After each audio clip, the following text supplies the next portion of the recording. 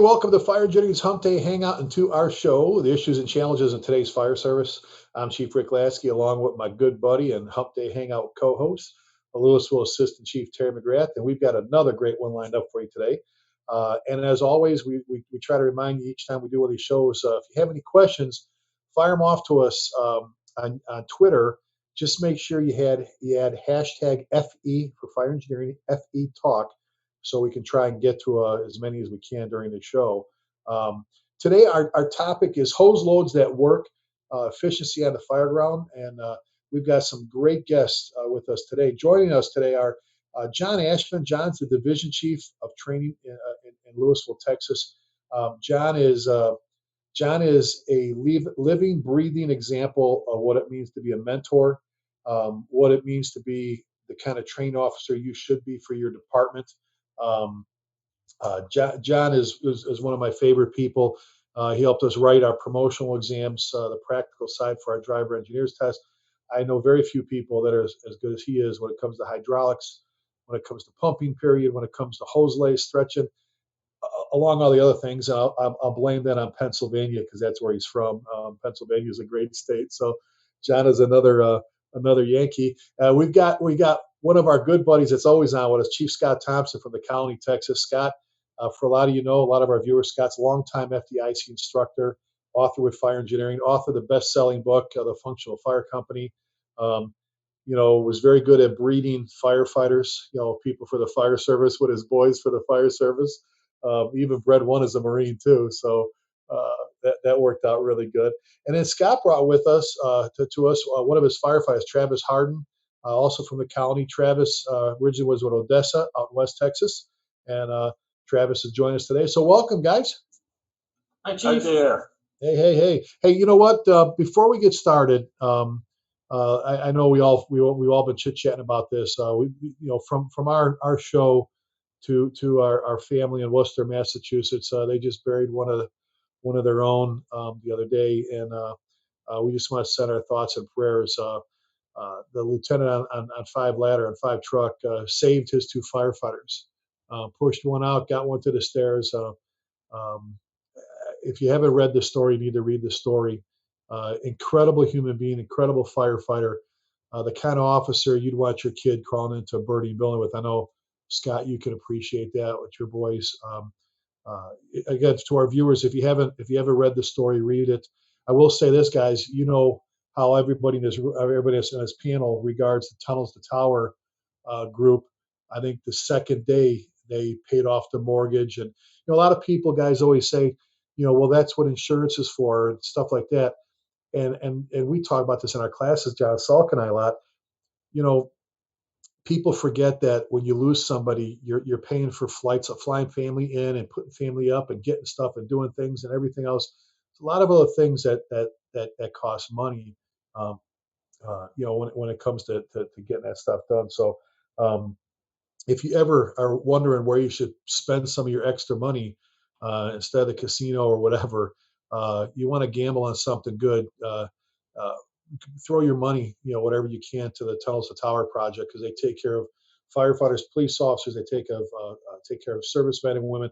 Incredible organization. So, I just didn't want to start the show without talking about that. And then for our viewers, we've got FDIC right around the corner coming up in April, the 20th through the 25th. Scott, real quick, you got your dates for teaching, right?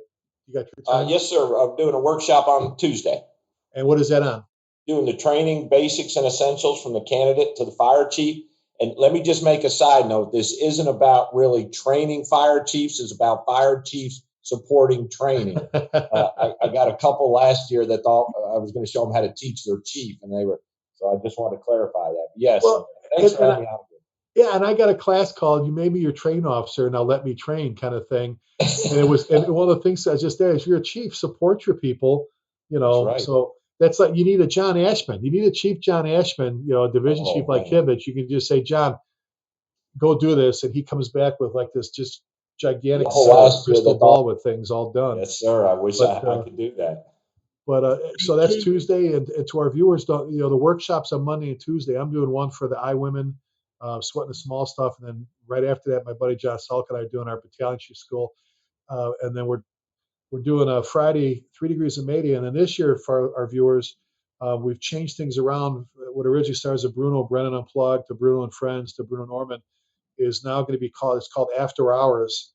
After Hours from 5:15 or whatever, 5:30 to 7:15, 5:30 7:15 on Wednesday, and it's going to be again Chief Bobby Halton, Chief John Norman, Captain Bill Gustin, and Chief John Salka, myself. And we're going to be up there unscripted, just talking shop. So if you can make that, make that. But hey, guys, let's get to our topic. And when Terry and I were talking about this, Scott and Travis and John, one of the things we're talking about hose loads at work, efficiency on the Fireground, is the importance of a hose load that works. And you, all of us, pretty much, Travis, you've been at the county now for a while. You're with Odessa. You've seen a lot of different engines, plus not just your own departments, but mutual and automatic Dave. John, all the years you've been teaching at Collin County, all the years you've been training firefighters, you've seen, Scott, Terry, I know you have, hose beds that look real pretty, but don't lead out well. And I've said for years, if it doesn't go on easy, if you have to use a picture book and go, hold on, all this, if you have to use it, if it doesn't go on easy, it doesn't come off easy. And I guess I want to throw that out there. But Scott and Terry, and let's go to Chief Ashman, John first. John, talk your thoughts. Like I said, what the tremendous amount of respect I have for you, buddy, for what you've done and the impact you had in fire service. But let's talk your views on why the hose beds need to be set up the right way, because it's all about getting water to the fire as quickly as possible, right? Well, and it is. Everybody knows the faster you put the water on there, the better everything gets. You've preached that for years. If you have to have a playbook and a video and schematic basically to put the hose back on there at 2, 3 o'clock in the morning, they're going to forget all that, and it's going to be just simple. I'm going to grab the nozzle and I'm going to run, and then you have a big old bowl of spaghetti laying out in the street. Half of it falls down the storm drain. Then when you go to charge it, you have so many kinks, and it's just delay. And then the other thing with the hose load to make it practical is they all work great in the parking lot when you pull it straight.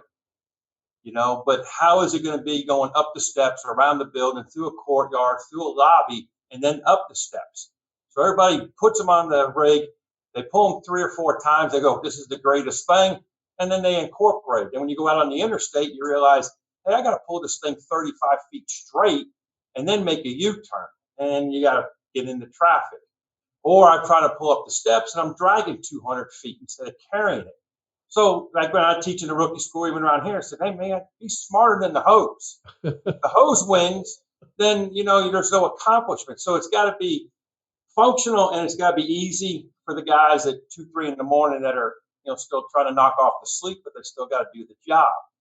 If you go in there and you have one hose load and one hose load only per district, what works for your city doesn't mean it works for another city or for another department. Even sometimes district to districts are different. So if I have a flat load and you think it's got to be a 2.7 or 3.5 with the ear pull, and you pull it that way every time, you don't have to. You can pull it out shoulder loaded, deploy it off the top, or pull it shorter from the bottom if you want it a short build on a townhouse from the engine to the rig, and then to the house, I have a shorter yard. So I may pull it out as a W style load. So if I'm pulling around back, then maybe I'll use it as a 2.7, and it's all dealing with your flat load. If it's a triple layer, everybody grabs the nozzle and the loop, and then they run one direction. Well, if it's a short yard and you teach the guy, hey, you have the nozzle, you run to the left, I got the loop, you run to the right, and it lays out in a perfect S out in the street, and I don't have the kinks. So, it's trying to load what has the best for you, what's the fastest to move, and then ultimately, what can my guys do, to make it all work and put it all together in a nice package with a bow on it. Sometimes it's hard because everybody has an idea of what works better than what somebody else does, and unfortunately, it all runs back to it's training. Oh God, I'm so glad you said. Well, you said something about what works for you. And Terry and Scott and I have done shows before on designing the apparatus. John, you've been with us. You've been on the show with us about designing the apparatus a couple of times, but about stop trying to make your rig look like FDNY or Chicago. Build a fire engine. John, you've been notorious with. I told people before, I never ordered nothing in Louisville. I had a captain at the time named John Ashman that ordered millions upon millions of dollars of rigs. The only thing I said was, well, can you put this light on there so it faces this way? But you always went to the troops. You always asked the troops, but you designed fire engines that worked for the Louisville, Texas Fire Department. Not because we're not, and God bless our FDNY brothers and sisters in Chicago, and all that, but you just said it. You have to have a hose bed that works for you, specific for your department. And the training thing we're going to get to in a second here, but um, I want to throw this to Scott. Scott, you and Terry, we've talked about this, but Scott, you and Travis, bring Travis on. And before we get any further, because John just hit on it, we were talking about the importance of getting water to the fire as quickly as possible. And we'll get to that a little bit too, how we can get there. But the importance of that, not just for the people out there that we're here to protect, those people out there and making their bad time go away, but let's talk about the Mayday, and when you've got a firefighter that's trapped or a firefighter in duress. Maybe they're not. Maybe it's all right. It's not a Mayday yet, but if this doesn't change, look, I got fire, because fire behind me is not necessarily a Mayday, but it can very quickly, rapidly go to that. And John said it best: water makes our problems go away really quick. So if you want to talk with Travis, bring Travis on real quick here and kind of fill us in what happened.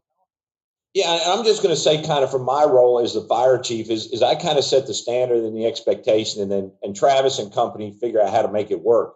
And Travis is really one of our guys committed to engine work. As you know, just like in Louisville, we've really moved to a truck and engine deployment model. So we got engine guys and truck guys, and we expect those companies to be high performance.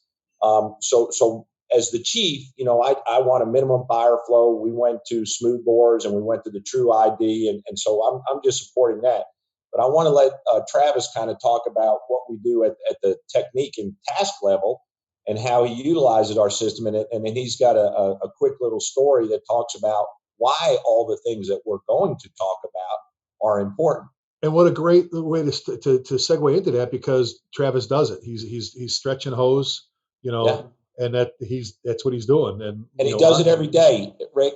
Every day he pulls hose somewhere in training. He's mentoring another firefighter now, and every day Travis is pulling hose, fire or no fire. But Travis, tell us a little bit about our package and your little experience from August 20th, if you would, buddy. Sure. So as you guys know, we're pretty spoiled here in the colony. Our engines, we just got 2 brand new engines. You're spoiled. You're spoiled. So yes, we're fully low hose beds, like Chief touched on. We have the True ID hose, both 1.75 and 2.5. Smoothbore nozzles. I'm a big smoothbore fan. So, but our engines are set up to fight fire, 500-gallon water tanks, and then just a bunch of hose. All of our pre-connects are 200 foot. They're all loaded in a Minuteman style load, so 100 foot that you shoulder, and then 100 foot flat load. And I found that that's what works best for us, and it's very versatile.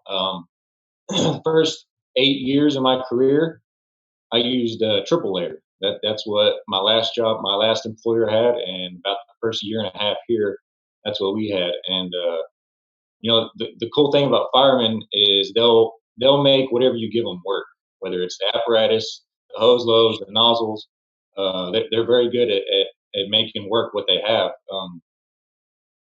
But I learned in the last 2.5 years that a Minuteman load with a 100-foot flat load is super versatile. A triple layer, I've always joked that it works well if you have a straight shot from the apparatus to the front door and it's 66.6 feet, because that's how the triple layer deploys. I mean, the second you have to go around cars or trees or hedges or through a gate, it's just you're fighting the hose the entire way. So I think the Minuteman with the 100-foot flat load, I mean, it's super versatile.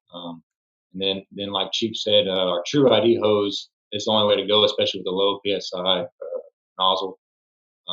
The fire that we got into in August, where we had to call the Mayday, I credit 3 things to getting us out of that situation. One is my officer calling the Mayday, not hesitating, recognizing the situation, and calling it right away. And then 2 is our smoothbore nozzles flowing 160 GPMs and accompanied with the True ID hose that doesn't kink.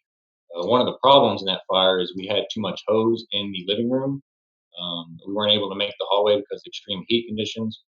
So there was 3 or 4 loops of hose in the living room, and I think any cheap brand of hose that wasn't true 1 3/4, like the 1.88 hose, we would have had massive kinks. We wouldn't be able to flow the right amount of GPMs, and I'm confident that room would have flashed if that was the case. So. Well, and our buddy, our buddy Travis, Chief John Salker from the FDNY, that everybody on this panel knows, the author of the Engine Company. He's an engine guru, among other things. He always talks about. He rattles off just how much, on average, what you lose GPM wise for every kink you have in your hose, and knowing how to stretch and how to get, and we've talked about before. He always teases, John, you're a truck guy at heart. You know what I'm saying? He, as much as you teach engine stuff, you were always on the tower ladder for us. And, Salka, my buddy John is always teasing me because, engine, he goes, truck guys don't even know there are fire engines. He thinks, truck guys think fires just go out by themselves, and they don't even know we carry fire hose. And he has all kinds of fun things with that. Why do you cut a hole in the roof? Why do they, so the truck guys, so they can see what the real firefighters are doing inside and all that stuff. But he's right about, it's everybody's job to kick kinks and just what a kink can do. But I want to go back real quick to what you said. You had an officer, and like Scott said earlier, we don't want to turn this into a Mayday class, but we can't go past, Scott, the point that the officer called the Mayday, because we've done plenty of shows, all of us, and we've seen the investigations. We've been involved with the Maydays where for some reason they didn't call. One of the things that helped, Captain John Wright in Flower Mound is when they went back to the door and couldn't find it, the very first thing he did, that he always says, that first thing I did right, he called the Mayday. And so many people don't call the Mayday, or they wait till the last second, or they find a firefighter dread. Well, now they're buzzing, they're out of air, and it's like, God, just call it. You can always cancel it. They're worried about being embarrassed, being teased. And every one of us, I know Terry McGrath, I know Chief McGrath, try this as a firefighter and officer. Tease another firefighter about calling a Mayday when they didn't need to call Mayday. And I don't think you want to be around Chief Terry McGrath, because he'll have you waxing a bunch of shit and stuff. And you know what I'm saying? We can always turn them around. So I just want to go back to that real quick, Travis. That was a great point. Number one, you said your officer called the Mayday, because so many places don't do it. Sure, yeah, and he didn't hesitate, and that's what helped our backup firefighter recognize that we were in a bad situation, and he came in and showed us the way out. So yeah, that was paramount. Hey, well, Chief, Go ahead, bud. jump in here, and only because sitting here listening to this, and Travis, I don't want to embarrass you, but the quality stuff that Chief Thompson has to say about you. But when we put together a panel for this show, for me personally, and I think I speak for Chief Laskey, we always like to get a variety of experiences on here. And so, and I kind of bring this up because it came up with another little topic surrounding the show. But I want to point this out to anybody who listens to this, is that, first of all, Chief Thompson brought Travis on, because when I called Chief Thompson, I said, hey, we want to talk about hose loads. And I actually suggested a person for this show, which was Garrett Rice, one of the battalion chiefs in the colony. And I got a tremendous amount of respect for him, a very, very smart, knowledgeable guy. But the funny thing is that the first thing Scott tells me goes, ooh, hose loads, like, and Scott's was a training chief forever. And I don't think as a matter of fact, we had a big 3-day class in Louisville last week, and I was trying to get a hold of Scott, and I called. And I thought, well, this is dumb. I know where to find him. He's down there at the training class, because that's where you find him all the time. And because he loves it, and he loves being around his guys, and loves being engaged. But getting back to my point, the first thing Scott says is, man, I'm not the foremost expert on hose. Well, I can assure you, I could probably pour into a thimble what I know about hose loads, and there's still room for a lot of stuff. But so I appreciate Scott bringing that up. And when I said Garrett Rice, he said, yeah, you know what, let me call him. So he calls Garrett. Garrett says, hey, I appreciate it. That's nice of you to think of me, but I've got a guy you need to talk to about hose. And so now we land back with firefighter Travis Harden. And I listened to you talk, and you're throwing out a lot of very specific, very detailed information. And I appreciate your passion and your absolutely being invested in your skill set. And the reason I want to say all this is because I think every organization out there has a Travis Harden, don't be afraid to let them get out front. And I appreciate Scott Thompson for saying, whoa, because immediately when I hung up the phone with Chief Laskey, we talked about hose loads, and I was thinking, oh crap, like, I'm gonna have to get a book out because I couldn't, I can't, I'm Googling hose loads. So, but more importantly, when Scott goes to his go-to guy, and his go-to guy said, hey man, I've got a better guy for you. I sincerely appreciate the chain of events or the sequence of events, and I use it to point out to other people or other staff out there in another department is find these guys and tell them, give them your project, let them go with it. Scott, a brag on your son in Arlington. He's been asked to help Arlington figure out some hose load stuff, and he's a young guy, but he's got a tremendous amount of passion, and he's got a lot invested in what he's doing, and the return on that investment for the Arlington Fire Department, for the Colony Fire Department, is huge. And I think that more departments need to adopt that model, because I tell you what I know about hose. I was taught when I went to rookie school in 1989 by a captain from the Mesquite Fire Department who'd been a captain for 100 years and been in training for 80 of those years. But I didn't learn it from a line guy, and I didn't learn it from a guy who's pulling hose. I learned it from a guy who was a training guy. And so, anyway, I want to make that, because I've never met Travis, and I listened to him talk. Scott's right on. Garrett was right on. So it's a perfect pick, and I appreciate your passion. I appreciate your investment in your trade. That's super refreshing. Well, thank you for that, Terry, very much for that. That's exactly, Scott and Terry, where I was going with Travis was, John's out there teaching all the time. John, if he's not teaching it, I'm sure away and at the college, John, everything else that you've done over all the years, a lot of us are standing there with flashlights now with what we call the laser hooks, right? Wherever we point them, a hole pops in the hole. It's amazing. Firefighters are amazing. You just shine your laser hook at the ceiling and poof, there's a hole. Poof, there's a hole. But, because firefighters are the hardest working people, but you're exactly right. Laser. But to have Travis here, first of all, is important and awesome. And Travis, we're so happy. It's like, the people we all hang with, the people I mentioned, John, my buddy Bill Carey from Firefighter Nation, who manages that site and fire rescue and everything else. He's a big engine guy. He's a lot into the history. He likes to call them, like they do in Prince George, they call them wagons. And, you like the engines versus pumpers versus pump and all the different stuff and so on and so forth. But I want to go back to real quick. We talked about, Travis, you brought up hose, too much hose in the living room. John, you talked about training. Scott, you talked about, the importance of listening to your people that are doing it. And Terry, you talked about having the right people teach you. What I'm amazed nowadays, and one of the reasons you guys at Terry and I talked about this, and we've mentioned this several times before, T, you and I on the show, we're so busy jumping out of helicopters with carabiners and, hut ropes that we can't stretch hose anymore. And I asked the last group I was with, aren't you embarrassed?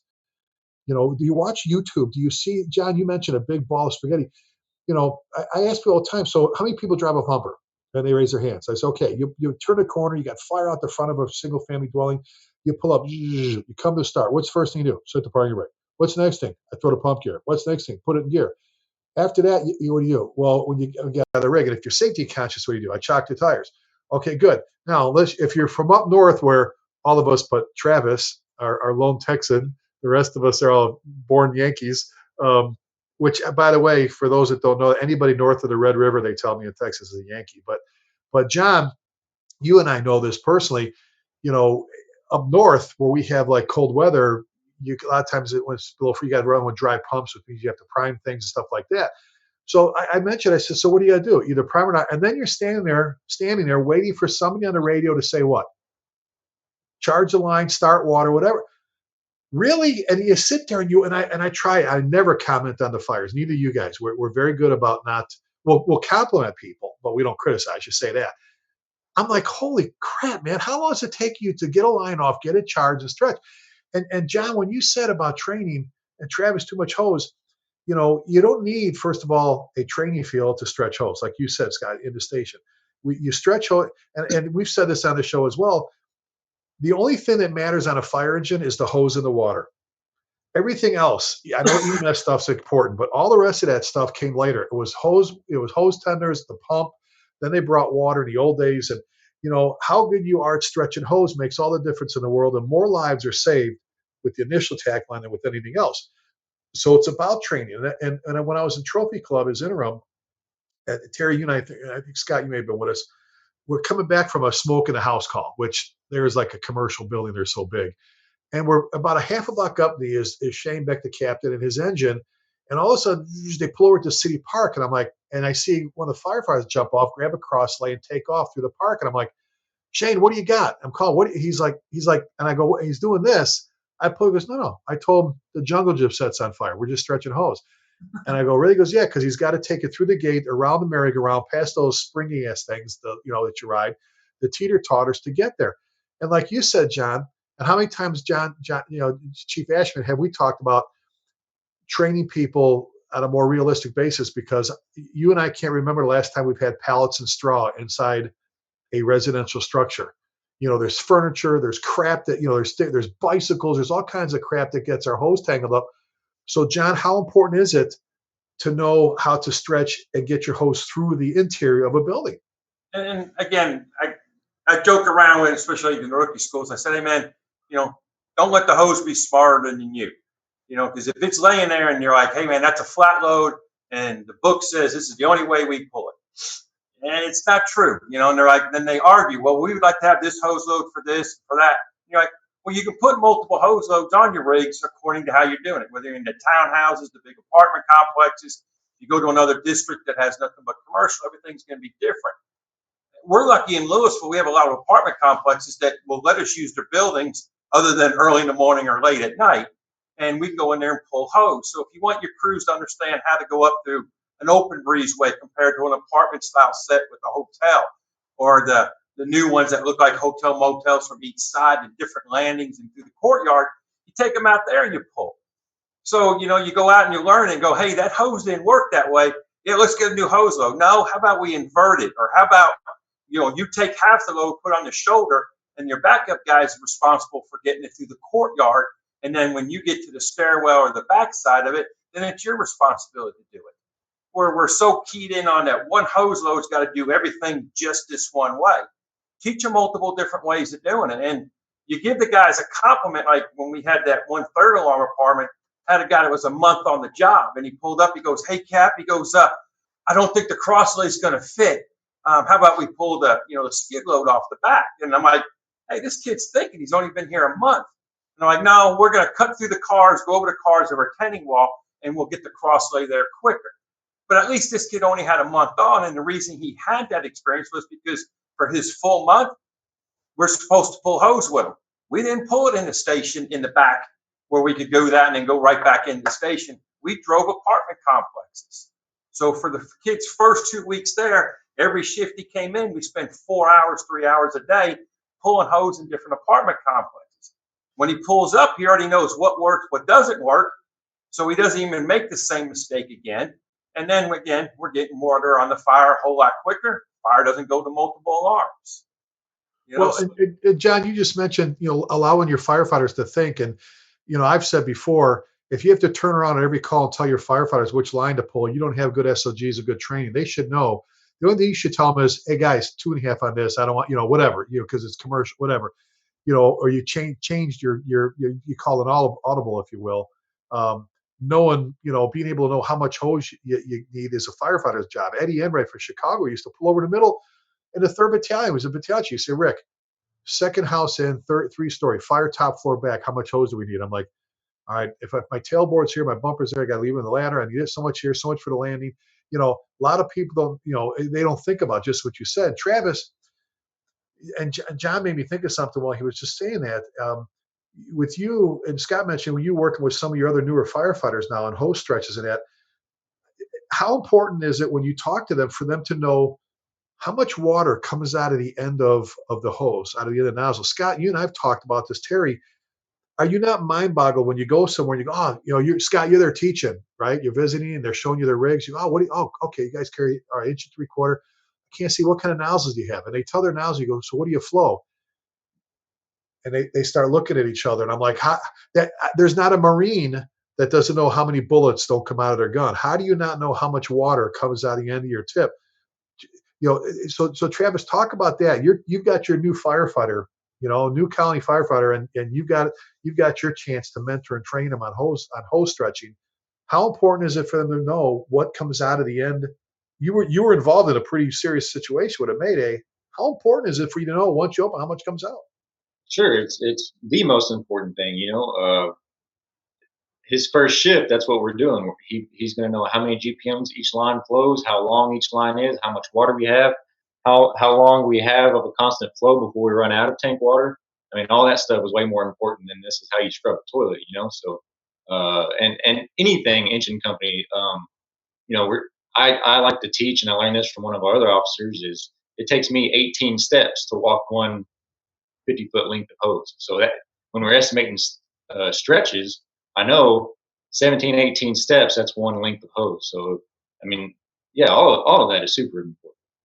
Well, and that's like, FDNY, they got to control, they have the positions, nozzle, backup, control counts lengths. So they don't have any pre-connects. 200 something engines, I think they may have a couple. I don't even know if they have any. They have everything's counted, and you have to know how much hose you need and where it's all going. Let me throw this to the panel. We talked a little bit before going live, guys. The preference or the goods, the strengths and weaknesses, I guess, or the times when you would choose. That's a better thing. Reverse lay, forward lay, not necessarily. Let's not talk water supply, but and Scott, you and I were talking about when I worked up north with Curtis. We just ran reverse lays 99 times out of 100. You pull up in front of the building, drop off your skid load. John, you already talked about skid loads. Dropped off the skid load to 2.5 wide to 1 inch 3/4, 150 foot with a smoothbore on it. And then as soon as you do, the engine takes off. There's no hose clamp or nothing because the Y shut off. And now, you've already flaked the line, like everything ready. You're packing up. Your driver goes in the street. He disconnects, sends you tank water. You go to work with tank water as long as you know how much you're losing, with your 2.5 or how much you're carrying. And he's connected. And we left the whole front of the building open for the truck and that. And I guess I'll just throw this to the panel, or maybe to Scott and to John. Preferences or when's and when's not. When it comes to that. When's not. What the hell is that? This is not exactly like that, but it plays in. One of the things we just talked about yesterday, I met with the first shift and doing the PIAA on the last fires. We're talking about really over exaggerating, pulling past the house that's on fire. So we're not really talking about reverse lays, but we're talking about going a house or a house and a half past the building that's on fire, which means we're going to start doing a lot more work off the back of the engine. And I think our next generation of pumpers may not have cross lays on them, but for the exact reason, there was a little bit of delay in the truck getting to the roof on the fire that Travis was burned on. He ended up going to burn center, cadaver skin and all that. And so that's fine tuning something. So we're going to clear those pumpers out from in front of the house, make plenty of room for the truck, decongest that area. Our first approach is going to be to, like I say, take a house or a house and a half past and know what that distance is, know that in your neighborhoods and see how that kind of works. Travis, do you have anything to add to that? I mean, that's pretty much it. I mean, it's all about giving the truck that space. And so that's why it's so important to know how to estimate your stretch, whether you need to pull bulk load 2.5 to get you to the house you're going to, through a courtyard or whatever, and then knowing how long your pre-connects are, how long your setbacks are, and all that. So, yeah. Well, and one of the things, and John, help me out in Louisville. Do you still have the 100-foot lengths from the nozzle back on the 1 3/4, or did you go back to 250s? No, on the cross lays, we have the 200 in the back. We've did a Minuteman load on our 2.5, and then we have the Vindicator that's hooked to just a flat load, so that with a 400-foot bed. Well, do you? I mean, and again, I know for the longest time we switched from like 250-foot lengths to a 100-foot length of 1 3/4 from the nozzle backwards first, right? We still do it. Yeah, for the first line in. Okay. Yeah. And it's perfect because I talk about this and And you guys mentioned it. Terry, you mentioned it. John and Scott, about listening to people like Travis or listening to your people about hose loads. And I tell that story, John, that I'm sitting in the office with Chief Tittle, with Tim, and in walks one of our newer firefighters, one of his captains. He goes, Chief, you have him? I said, sure. He goes, look, Chief Cunningham said it's okay to come in and talk to you. I said, what's up? He goes, well, that fire we had this morning? I said, yeah. He goes, let me ask you a question. Why do we have to have why do we have to have the 50 footers? Why is there a 50 foot? Why every 50 feet is there coupling? He goes, I know. He said this. I'll never forget. He goes, I know you're into the history of the fire service. Is there some kind of historical significance to that? I said, well, no, I don't know about that. I do know why 200 feet. I know why a lot of rigs are spec'd for 200-foot cross lays. That's got some history to it, John. You remember that's an old city thing that we grew up with, where from the curb to an alley garage to the alley was about 150 feet. So a 200-footer could get from the curb to an alley garage, go around it, take care of exposures, or make a 2-3 story frame, right? So I know the reason why, the historical significance of the 200-footer, but I don't know why every 50 feet. And he goes, well, remember he said, and Scott, he goes, this morning, I was humping hose and the captain's yelling for more line, and the coupling had slid off the stoop, the concrete stoop, off the side. And they had one of those boot scrapers to scrape the mud off your boot, or for everybody with Travis, snow sometimes, okay? And for us Northerners. But remember, it slid off and it locked. It was like, it slid off the hump and the coupling got locked behind me. He goes, I'm pulling. He goes, what gets hung up the most? The first coupling. He goes, and remember we said, and I looked at Tim, I went, hell if I know. Well, let's get on it. And we did a little test, and it seems to work. And that came, what my whole point with that is, Scott and Terry, is that was like a brand new firefighter that came in and asked a question without the fear of being yelled at, or they're telling me how to do my job. They felt comfortable enough. Now, we have the chain. He made sure his captain knew, came as captain and chief. But that's the open door we all talk about, that good bosses have. There's somebody could come and go, hey, Chief McGrath, yeah, what's up? Look, I've been thinking about this last call or whatever. What do you think? Isn't that true? We'd still be throwing buckets of water and yon horses if we didn't listen to our firefighters. So, and we mentioned training. Scott, I don't know if you've been to 88 Engine in the Bronx, in John's battalion, where Timmy Klutz, the officer. They actually they made it, John, a metal, they fabricated out of tube steel, a hose bed in their bay that they have hose on, that they practice with their guys stretching hose, so they don't have necessarily, because they run fire. Now think about this, they run fires every day. And they have a hose bed built in the back of their bay to stretch hose for training. Just like, John, they're the ones, I've told you before, that they test their saws every day by pulling a 38 truck out on the street, laddering their 100-something-year-old building, climbing up to a saw, and they have a roof prop up there, and they cut on. They run their saw. We get guys that go, it's not Tuesday, and Tuesday saw check day. We only check our saws once a day. They know they're going to a roof today, and they're checking the saw. Back to the training props, and giving people some, again, asking your people, why and why it helps. Now, let's talk about this, guys, real quick. We're talking hose beds and getting off quick. Talk about the exposure lines, because we know, right? I mean, we say this, every one of us says this in class. If you pull up with one house on fire, you should never, ever, ever leave with like 2 or 3 on fire. That's your goal, is to keep it at one house. We don't have to have ladder pipes set up in the air with, these gigantic nozzles spraying, onto exposure. We just need to apply water onto an exposure so it doesn't, the radiated heat doesn't communicate to it. So let's talk about the ease of that. Maybe, John, your thoughts, being a training chief, on what you like to see your guys training on when it comes to grabbing a line for an exposure. Well, like I said, we just did some of the drills here a while back where we did the quick blitz and the follow-up with a transitional attack and going back and forth with that. And what was funny was some like the rookie schools with our newer guys, they're pulling the 2.5s and they're protecting the exposure. And just like you said with the damage, they were blowing shingles, knocking out the window, stuff like that. And I go, look how abusive this is. And I say, in rookie school, I teach, wet stuff doesn't burn. So all you got to do is keep a moisture on it, whether it be a little bit or whatever. And they had the smooth bore out, and we put our thumb over at the top from left to right, and then from up to down, and made that 180-degree arc. And I said, all you got to do is just do that and sweep back and forth. And then every now and then put the smooth bore into the burning part, of the house and then go back and protect the exposure. And of the group of probably the last 50 or 55 we've hired in the last couple of years, none of them in rookie school have been taught that. So they're like, well, we're using this big 1.25 inch tip, throwing 328 gallons of water on there, and we're doing more water damage. Now, shut the bevel down or just put your thumb over it and get that arc, and you don't have that stream that's destroying shingles and stuff. And then take your thumb back off it and put it on the building. And they're like, man, we never seen that done before. And then we, like you were saying, the overkill, we got to pull the deck gun off and put 1,000 or 1,500 GPM on it, or we're pulling that blitz monitor, with 500, and we're putting a tip on there, and then they got the wrong size tips, and then the monitor only goes half the distance that you want it to do. Again, the faster we can get something out, we shoulder load a Minuteman load with just 100 foot.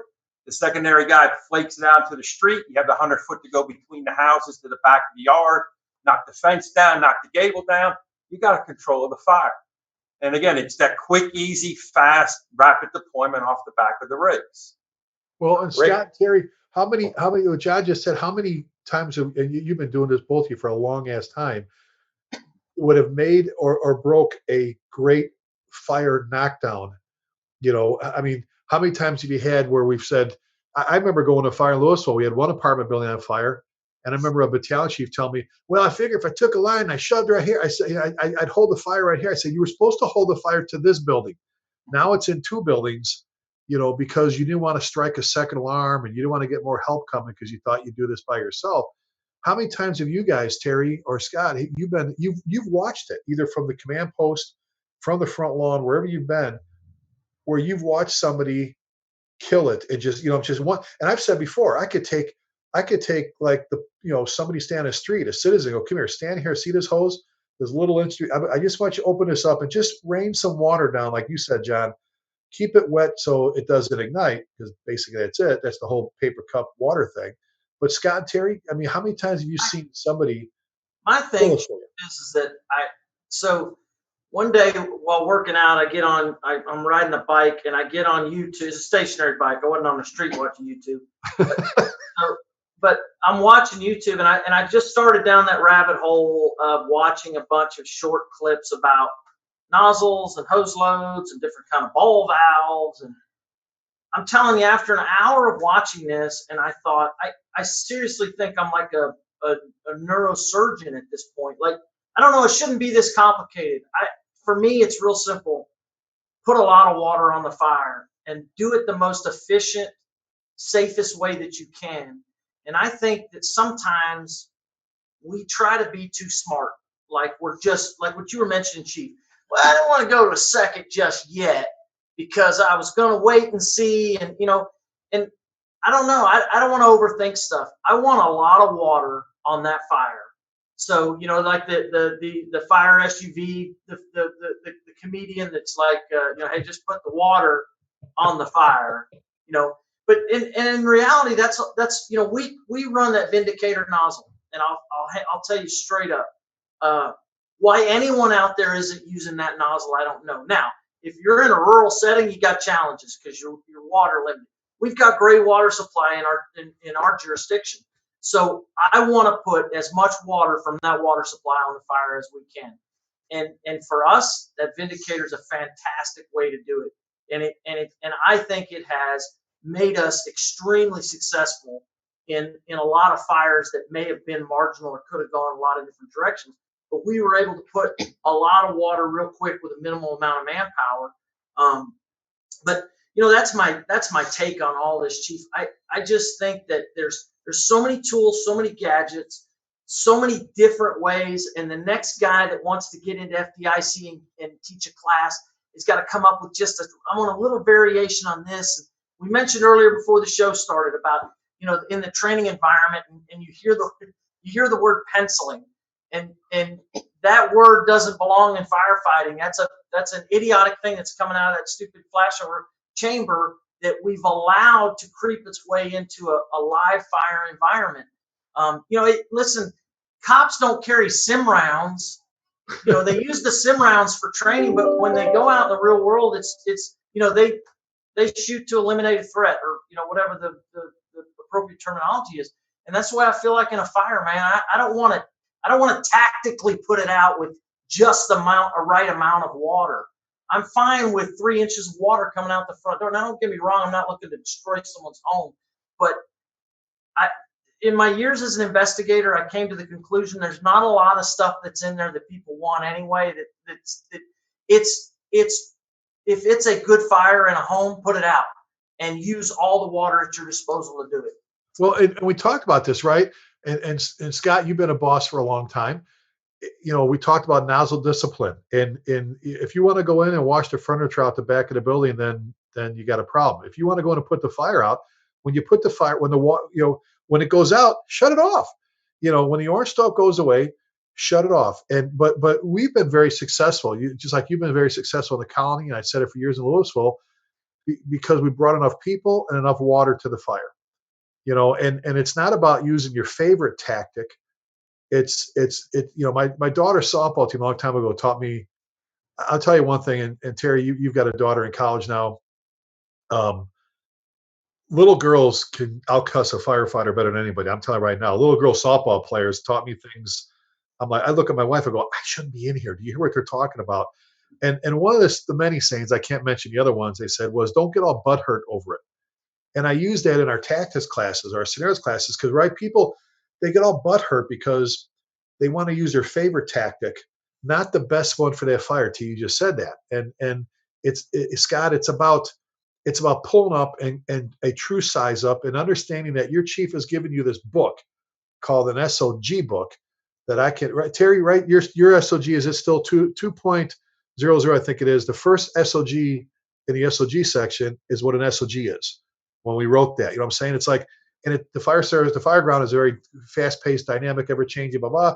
And right, Scott, you need to know, which you've got it. I mean, you already know it, that your company also can pull up, and as Terry has said for years, call an audible and go, this ain't working, we're going to go with this, without fear of being beat down by some chief officer or whatever, that we're thinking firefighters, that we understand what we need and what weapon we need.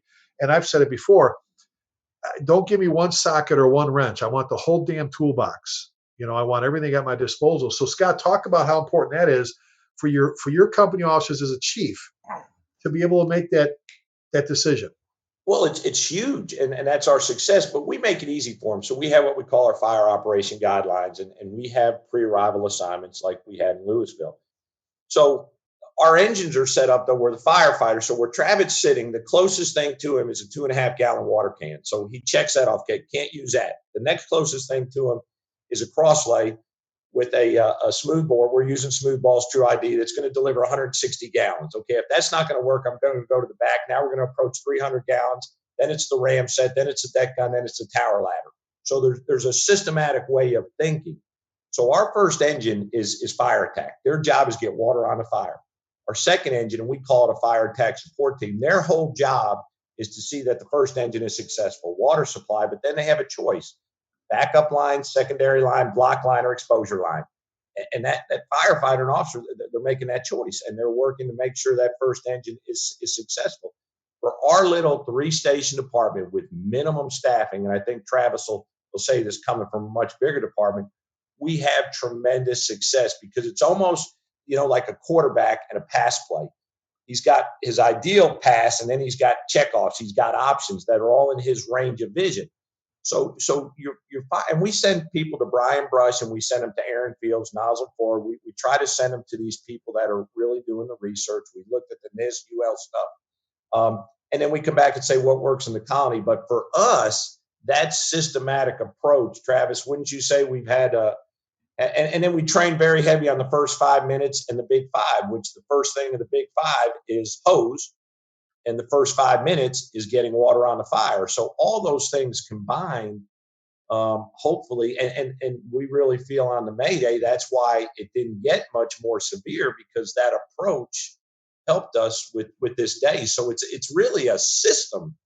And in that, the most critical part is the officer and the firefighter's ability to think, see not only what's being consumed, but what's savable.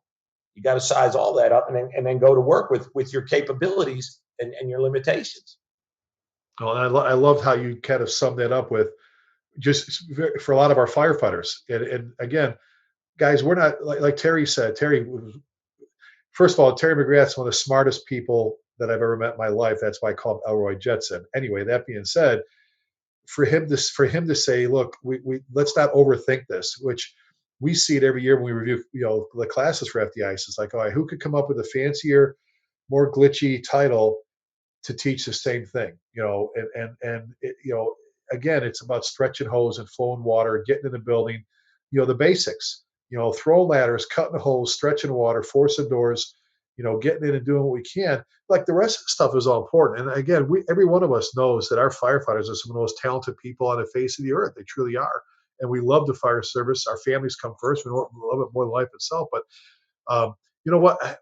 Scott, you were going to go to Travis or something. I want to ask Travis something along the same lines, because we got about like 9 minutes left, and we'll stay on afterwards. But Travis, if I wanted to pin this to you before we ran out of time, if Chief Thompson came to you and said, "Look, here's our next 3 rookies. Those are probationary people for you up yonder help people. But anyway, here's our 3 newest. Where they just got here, and you want to talk nozzles, attack lines, hose loads with them."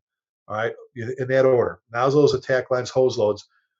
What would you give them? What would you say to them if you had their attention and you're like, okay, I'm going to talk about this stuff? What would you bang into their heads about what I just said? Oh, well, like you mentioned earlier, Chief, I think it's most important to know how much water you're flowing out of each hand line and how long you have on tank water with that hand line. And then selecting the right tool for the job, whether it's 1 3/4, 2.5, or just the water can. And then as far as hose loads, not only stretching, but stretching in real life scenarios. So we stretch hoses on every still alarm, every residential fire alarm we go on, we put a line on the ground. We can stretch lines here at the firehouse all day, but it's the same layout. We're stretching to the same targets. We pull up on a residential fire alarm. We're fairly confident that it's nothing. We're still going to put a line on the ground because there's cars parked in different areas at each house. There's different trees, different hedges. There's gates. So I think not only a new firefighter, but even our most senior firefighters get so much out of that stretching on still alarms, because every scenario is different as far as the layout of the front of the house, and you get a lot out of that. So knowing the GPMs, knowing how much time you have on tank water, and then just getting the stretches and just reps. Well, like you said, every day is a training day, and every opportunity is a training opportunity. John, he just mentioned something I wanted to throw at you. I had in my notes about, tank water for attack. And this happens to us, John, in our classes a lot that John Salk and I do, where people always go, well, we've asked, we put a picture of a residential fire, good fire. Can you begin your attack with tank water alone? And you hear, well, no, I don't want to run out of water. And John, you've been specking rigs. I think Terry said they have an office for you at Pierce now. When you go up there, you have your own office, your own business cards and stuff, because, you're so good at that. Let's talk 500, let's talk 700, 750 gallons of water. And I ask guys all the time, so what do you flow out of? Just pick it, a pre-connector, and they go 150, 165, 185, 175, whatever. And I say, how much water do you have? And they go, 750 or so. All right, let's splash 50 gallons on the ground. How many gallons of water per minute? How much time did you have? How many? Well, I've got 4.5. I said, let's just say you only have 3 minutes worth of water off a tank. All right. Ready? I'm gonna open up the door. You go down the hallway. You start fighting fires. And John, you teach this, right? And you're operating the nozzle. You're working it, and I'm sure you just go in there, right, Travis? You just laying there with the nozzle wide open the whole time, blasted, just not moving, just spraying water the whole time. No, obviously we don't. And I'm like, and so I make them start their stopwatch on their phone.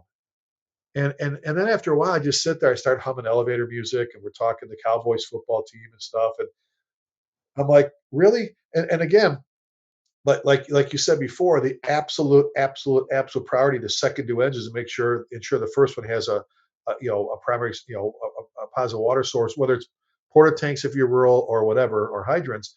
We're not saying forego getting a hydrant. We're saying is, you said, Travis, or just the other tank off that other engine. Now you got 1,500. Exactly. And that's quick. That's super quick. Exactly. How much water do you have? If you don't know how much water you have, again, it goes back to when your son was in the Marines. Well, once a Marine, always a Marine. But when he was actually active with the Marines, I guarantee you he knew how many bullets were in his rifle at any given. He could shoot, and he would know in his head that quick how many bullets he has left. They don't go click. Oh, I'm out. I didn't know I was out. Same thing when it comes to tank water. John, let me ask John real quick here, because it was mentioned earlier. Your thoughts, because I love it. Your thoughts on lower hose beds. You know what I'm saying? I mean, we build pumpers so freaking high nowadays. We have to put the lifts. ADA says you have to put lifts in the back so they get up to Yeah, the. and we did that, several years ago when we did the generations. We dropped them down as low as we can. We moved the tank where it would be more center balanced, and we still carry 750 gallons of water. But when you stand on the running board, the hose bed is about most people's waist level. Maybe a little bit lower in the vertically challenged people. But the idea again is we can put a bigger hose bed in there. You can do two things. One, I can put more hose in there to get more tactics set off onto it. The biggest thing is this guy trying to do this balancing act with an air pack on, with 1 foot on one folding step, one on the other, or on the grab bar, and then reaching up, almost 8 feet, 7.5 feet, just to reach the top of the hose bed and then move it off. And again, we're looking at that time factor that it takes to move all that stuff. You have a guy that's going to be back there pushing you up, especially when you watch him load hose. It takes 3 guys just on the running board to get the hose up on the top of the hose bed. So, prioritize what you need to do. You can move the hose beds around a little bit to accommodate that. But you don't see a lot of that done. They give the priorities of, hey, I want this, I want that, I want that. They cut them a picture and they never look at the drawings, or they don't get the drawings. And then a lot of them are surprised when they get to the factory and they look and they go, hey, I got to put lights up there because the airplanes are going to run into these things. Right. They're just so high up on there. So, prioritize what you need onto the systems. If you have to have a high hose bed because of a lot of quantities of water, then incorporate a hose bed off the side that it's a single stack instead of a 4 or 5 stack across, where you can get your hose loads into it. Well, and every one of us that's on this panel, and Travis, included here, when it comes to, I mean, Travis is one of those information tanks that Terry talked about that you go to and just pull and grab stuff out of his brain all the time when it comes. But it's about asking your people. It's about asking, right? I mean, how many times do we see rigs that were designed by chiefs? Not that there's in a rig class, but all of a sudden they put this little step on there for guys that are wearing boots, and it's just not designed by the people that are actually out there driving them, riding on them, fighting fires with them, doing EMS calls and stuff like that. The importance of speccing the rigs, designing your hose loads, asking your guys to go out and test them and train them. Terry, you mentioned the vindicators. Guys have mentioned smooth bores. We've said for years, fog nozzles have put out fires for like hundreds of years, and they still do. But you don't know unless you get out there, like you said, and test your nozzles. And that's putting a gauge, right, John? I'm glad we have this stuff on the pumps. You got to put a gauge at your nozzle to see what you're flowing, because it's like having a gauge at a standpipe. You got to put a gauge to know what's coming out of your standpipe. Same at the inner nozzle, just to see what you're flowing at the training field, right, John? And we do that with our rookies, just to show them, because a lot of them come from departments that don't use the smooth bores. And we use the 1 3/4 at 15/16 tip, and you get 184 at 50. And then we'll drop the pressure down to 40. They run that 170 mark. We drop them down to 30 and show them that, hey, you're still getting 160 gallons of water a minute, 150 gallons out of this. That's still a lot of water to put the fire out. Now the hose is soft. The kinks are more permeable. How do we work through these problems? If you have the kinks, don't panic. You still have water to put the fire out. And what we also try to teach them then is when they don't track it. They just don't throw water into one part of the room. We're trying to cool everything down, knock the vapors down, knock the heat down. If I can cool the room down, I have no more gases. I have no more gases, I got no more fuel. So we teach them how to move the nozzles in that direction to also bring the systems down on it. So, there's a whole lot more that goes to it. And then plus, a lot of the newer kids and some of the older ones don't remember that, length times width times height divided by 100, or length times width divided by 3. That's actually how many gallons you need to put the room out. And you go, hey, here's this room. What do you do? And they go, 400. And then they do the math. And like, man, that room only took like 60 gallons. So they don't understand what they're carrying on the tank, how long the lines flow. It's not a sustained firefight with the nozzle left open the whole time. How much can we put down? How do we use the water to our advantage of knocking vapor down to knock the fire down to move further on? And don't panic if you get a kink in there. How do you get the kink out? And with the smooth bore, you still can get a good water flow to knock the system down, even when you have kinks into the system. So a lot of that all got to be taught along with pulling the hose. And again, I hate to stress that it's training, but the more educated they are, the more second nature it is, then the possibility of them getting into trouble is becoming less and less and less. If it's the first time they encounter it is in a fire, then we're really in trouble.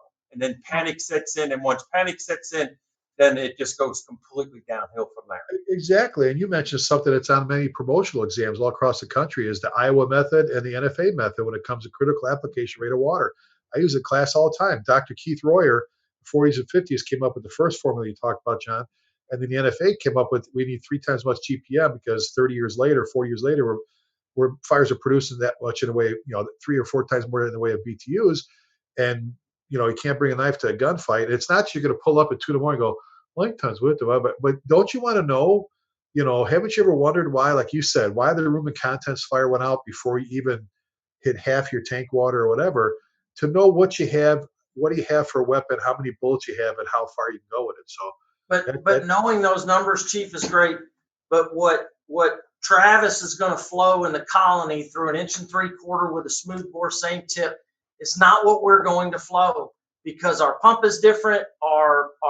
The hardware in the pump and how it's configured, and so the point of it is that the sales rep can tell you anything he wants. The book can tell you anything you want. You have no idea what you are flowing until you go out and flow it, and you understand because your water is pumped and our hail pump and the way our hardware is configured in our engine and the turns and the bends and but unless you go out there, just like pulling a hose load, unless you go out there and do it, you're just spouting numbers. Well, So, just like John said, with the rookies, you can show them firsthand. Look, we're not dissing. Look, this is just real life. This is how it works because of appliances, like you said, fittings and couplings around.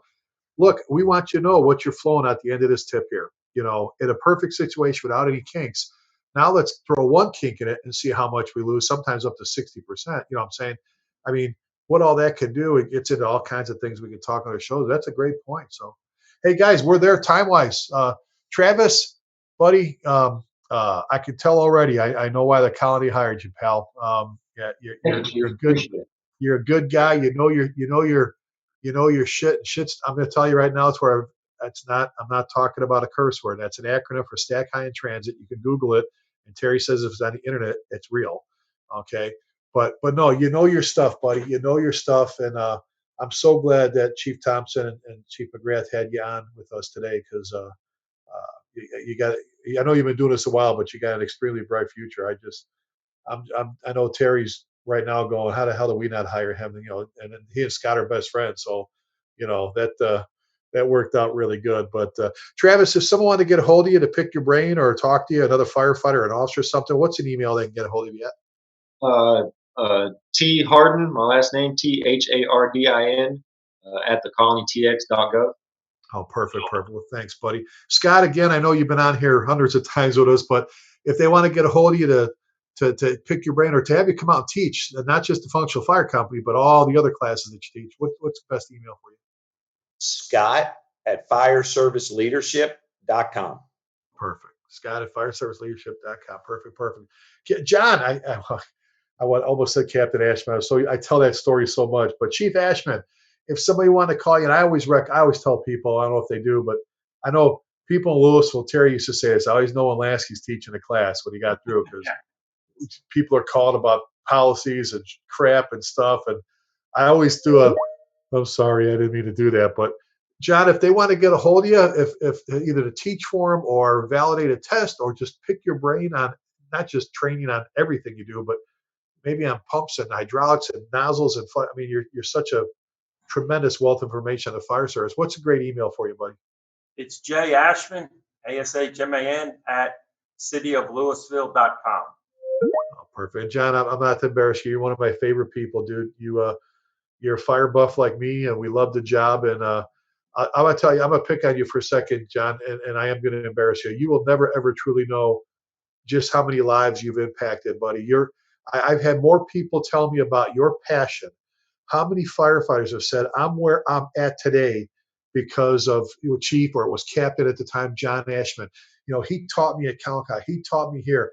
I was having problems, and he spent time with me when no one else. John, I'm just going to say, you will never just, I'm just so happy to know you. You will never know just how many lives you've impacted, buddy. So thank you. Appreciate it. Scott? I got to second that. I got to just tell you, I second that, Rick. Perfect. Hey, T, email for you too? Yeah, first initial, last name, T. McGrath. It's McGrath at cityoflouisville.com. Perfect. And I'm at chieflaskey@gmail.com. So, folks, these are our Wednesdays, not just ours. Wednesdays with Fire Engineering, fireengineering.com for our Humpday Hangouts. Every week, every Wednesday, they're doing great things. These are the kind of people. This was a great show with a great panel with some great friends. Don't miss them on Wednesdays. Make sure you tune in for the radio shows at night. Those are getting the podcast a tremendous amount of hits. We're all on Facebook and Twitter and the web, so you know how to get a hold of us. Terry, buddy, our next show is December 18th, and I know we've got a topic already for that one we're talking about. Fire Engineering always, again, has some great shows. And the one thing we want to close with, Terry and I never, ever end a show without asking you to please keep the men and women of our armed forces in your thoughts and prayers. Please say a prayer for our folks in Worcester. And remember this, never forgetting means never forgetting. Be safe. God bless you. And thanks for tuning in.